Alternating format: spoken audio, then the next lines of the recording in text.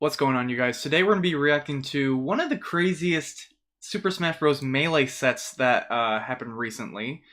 Now, if you followed Super Smash Bros. Melee at all, sometimes there's, outbursts, sometimes there's rage moments, sometimes there's, unusual things that happen that you normally don't see. Like, I would say, 95% of the time, two top players are playing.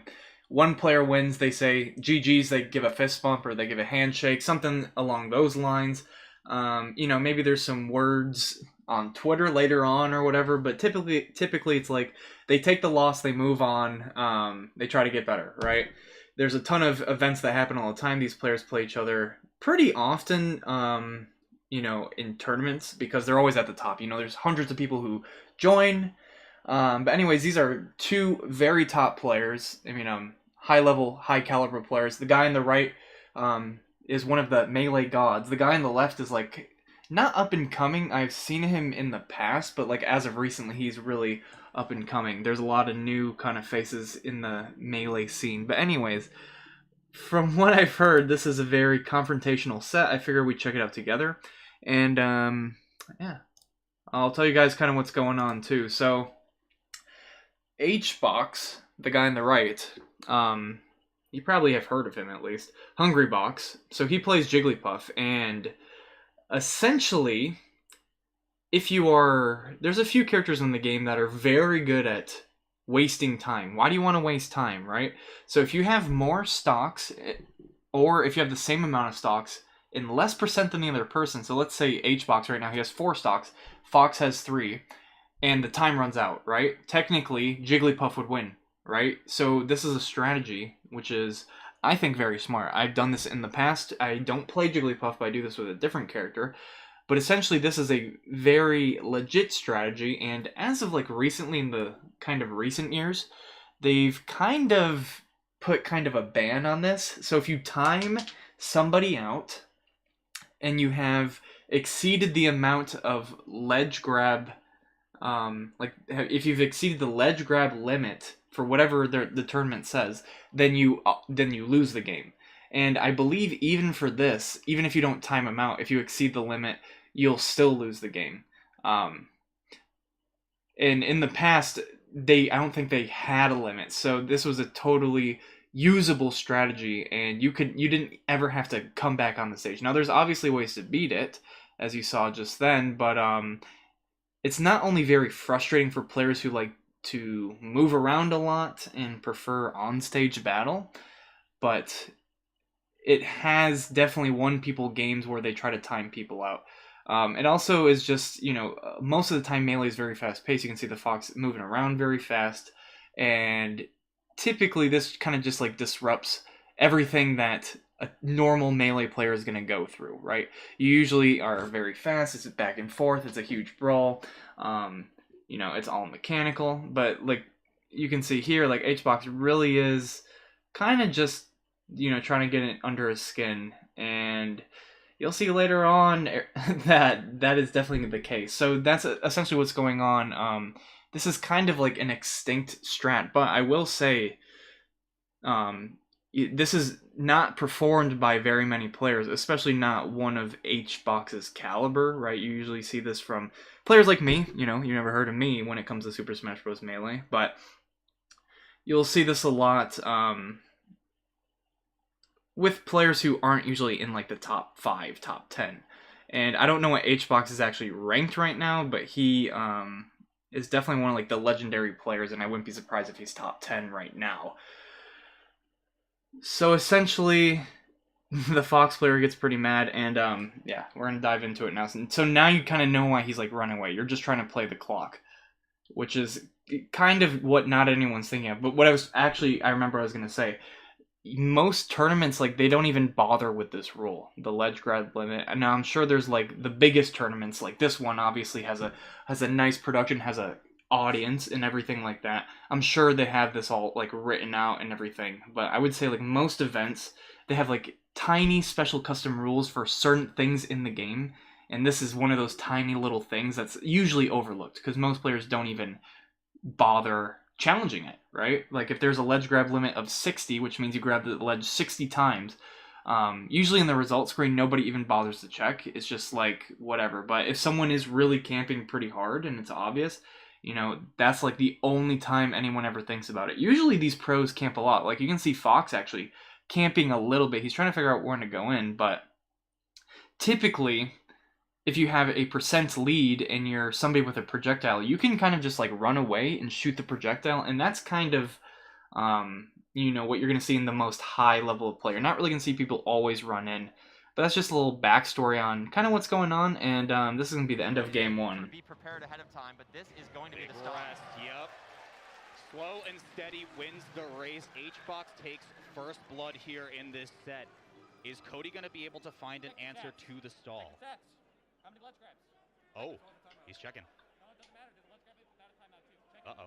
So what HBox said, and I would assume HBox is secretly a better player, but I mean, at this point, they're pretty much even. So what he was saying is, like, the ledge grab limit, HBox was, like, surprised that he even brought this up, because it wasn't a timeout. It only is usually brought up in a timeout. But for this tournament, or I guess of recent, the limit is even without timeouts. So they're checking right now, and he's made this huge scene. And it turns out that you can see cliffhangers right there. It's hard to see, but HBox only had 36, only 36. He had 36 ledge grabs, and the limit is actually 80. So he was nowhere near the limit. Anyways, kind of a long intermission. We'll go on to the next match. So just a heads up, I've only seen the first match. That's why I'm like, let's check it out. Oh, I saw a second match. Okay, let's skip through the second match just a little bit. If you don't know, when there's platforms and stuff like that, it's a lot easier to kind of play passive and run away. When the stage is kind of flat like this, where Jigglypuff kind of dies at a low percent, it's kind of easy for Fox to take control, especially, you know, having lasers and stuff like that. See, like, he can kind of just run away, but I feel like he's naturally the player who wants to go in, so it's kind of not his style. But yeah, you can see him kind of running away from HBox a little bit, and actually HBox is pretty darn good at this game, you believe it or not. So it's a bit of a standoff towards the end of the second game, and he takes it. And then all of a sudden they go to Jigglypuff's best stage, and the reason why this is actually Jigglypuff's best stage is because the ceiling of the stage is higher, so it takes slightly more damage for her to be killed. Now, actually, I think the right and left, like, barriers are slightly longer than other stages, at least one of them. One of the stages is significantly smaller, but I think this is actually the largest stage of them all that is allowed for tournament play.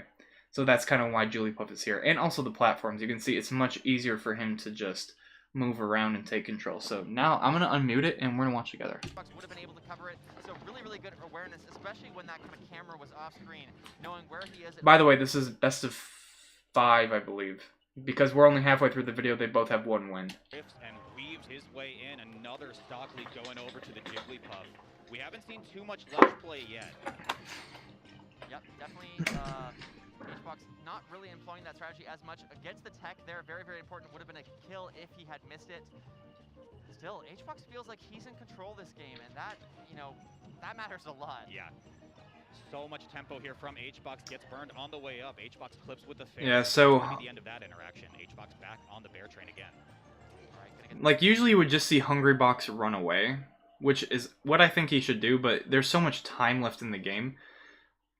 It's kind of difficult. That was pretty unfortunate for him. He just got caught. Cody's starting to inch his way back into this game. The percent deficit is getting smaller and smaller between stocks, but he cannot die here. Okay. Oh. This is one of Cody's strengths as a player, is this amazing situational awareness. How many Foxes go for a shine there? How many Foxes know that that situation is one where you can turn a disadvantage into an advantage? Hungrybox is actually kind of throwing right now. He's not connecting. He's back on the gun right now, but single bear from HBox. See, this is what he should be doing, just running away up top. Fox really is, it's hard for Fox to reach him. Like, even if Hungrybox doesn't plan on running out the time, I think running away and making them come in kind of gives you an opportunity to hit them.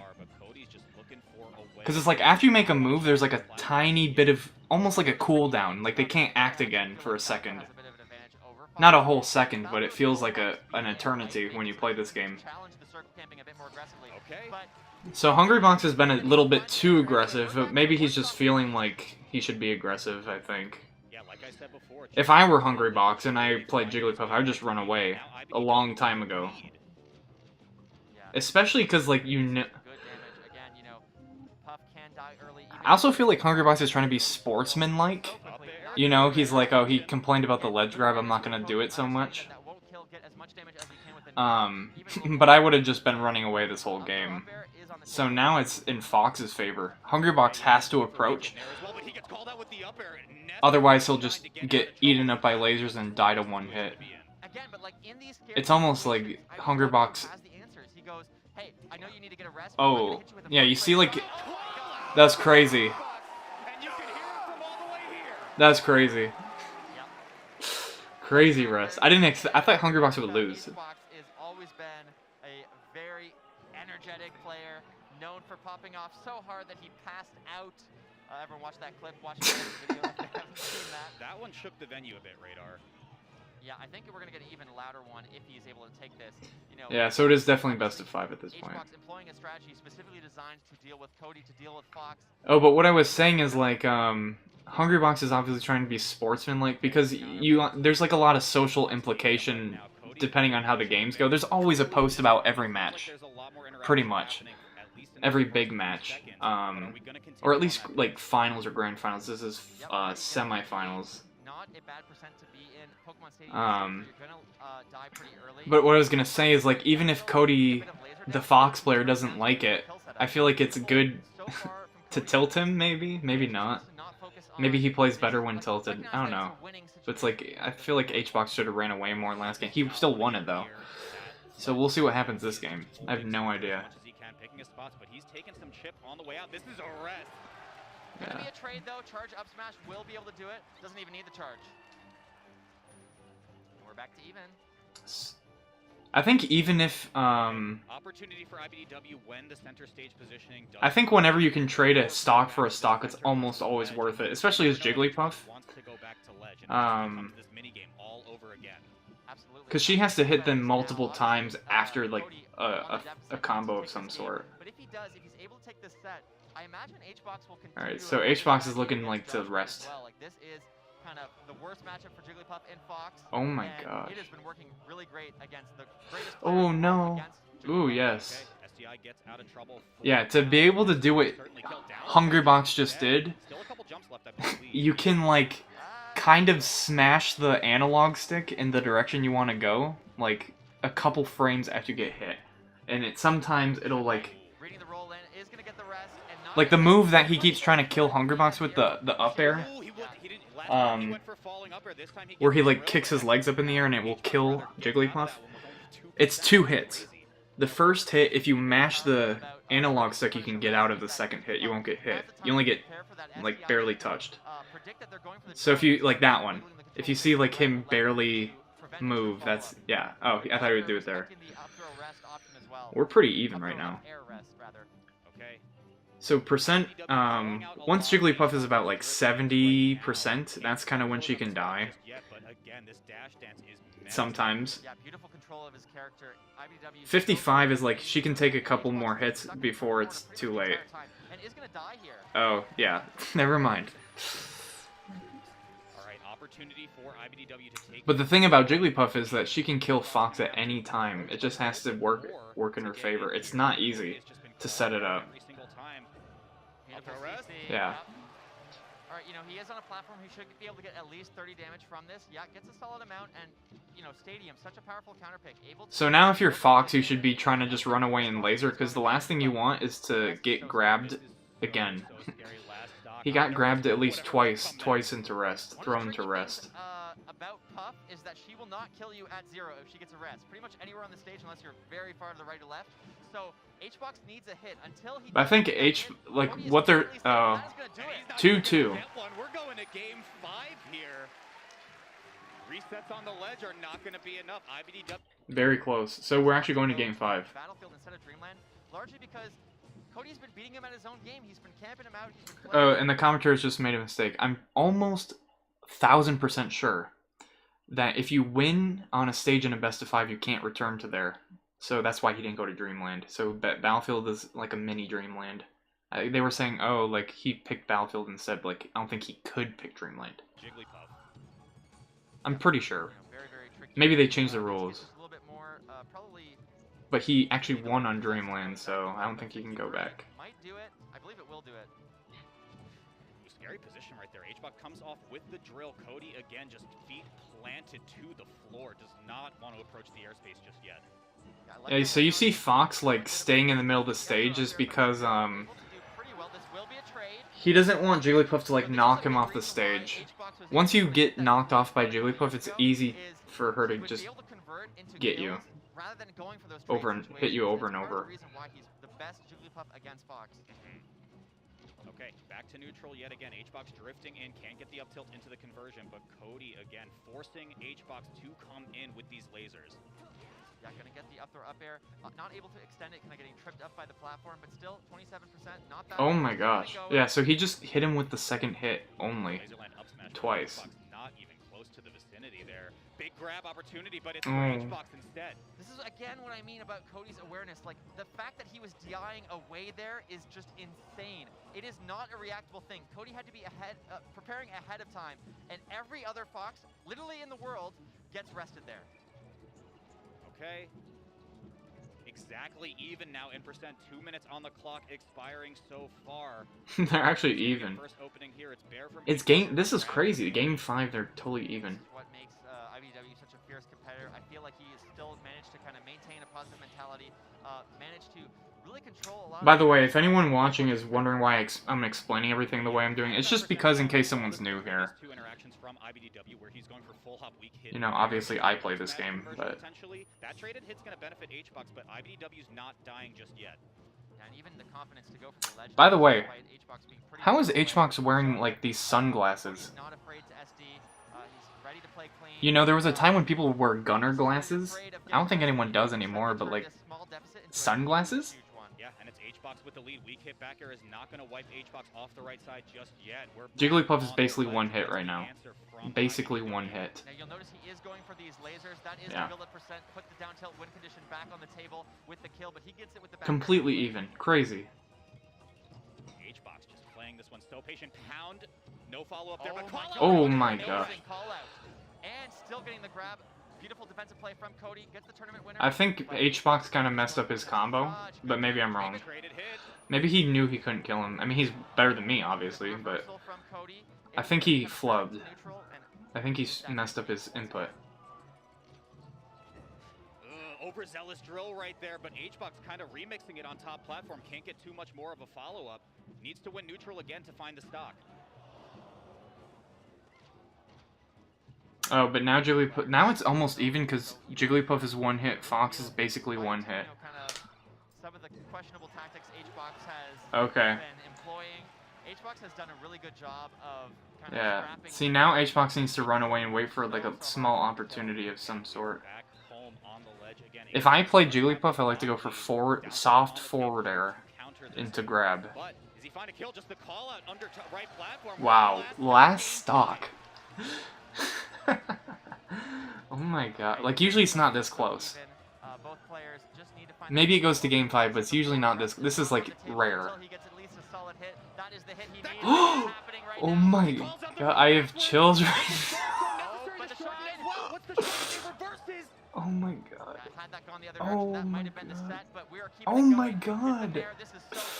Beautiful DI from Cody though, gets away from this dangerous situation and gets. Oh my god, he's racking up percent. Oh shoot. Hit right now. HBox looking for that roll in, can't get it. Double shine gets Cody out of trouble for now. HBox fighting his way out of the corner now. Again, feet glued to the floor. Cody does not want to approach the airspace. Yeah, really, HBox is doing such a good job of controlling these platforms. Cody needs a bit more damage to get up air on the table, but he is zoning, he is playing patient. If I were Fox, I'd just go for Nair. Like randomly, like right now. Very scary situation for both players here. But I'm not here. One of these side platforms, Cody cannot find it. HBox not giving. I think Nair just beats back air. I might be wrong. Just the bear, but now we reset again. This is So close, Walt. Like, all they Basically, need to do Jigglypuff is one combo. Fox is there. basically So is this 2 a great hits. Waiting for the roll in. Cody doesn't bite. Yeah, Cody just Oh gets my rolling god. previously, but has Oh the my discipline not to go god. for it this time. Oh This my is so god. close. Laser on the chip damage right now. Cody looking for any opportunity. Weak hit nair, up smash. Oh Weak hit my aerial into god. anything. Throw, grab, up throw, up air. Yeah, I like that he's lasering just a little bit, wants to get that option back on the table. He's worried about just misspacing lasers even so slightly because if he gets hit by a backer, he will be knocked off stage like what we just Opportunity saw. for HBox. Oh my god. This is what I heard about. Wow. He's so mad. Dude, he's so freaking mad. Well, he's stealing his moment there, Walt.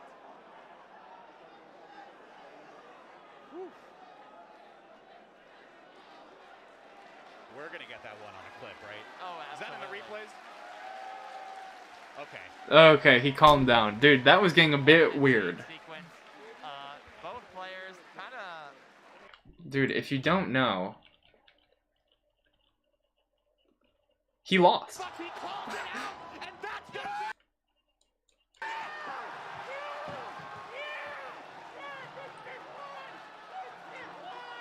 Wow. Dude, he is so mad. Okay, this is just so strange. This is like as mad as you can possibly be. And then he calms down. Like, you can see his face change. Like, let's look.